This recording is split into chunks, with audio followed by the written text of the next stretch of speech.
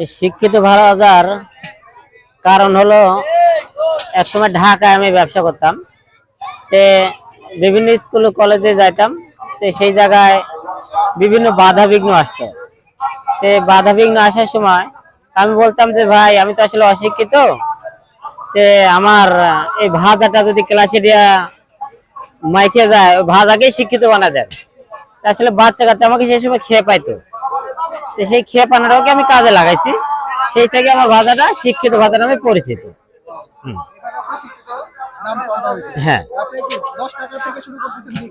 10 টাকা থেকে শুরু করতেছি। হ্যাঁ।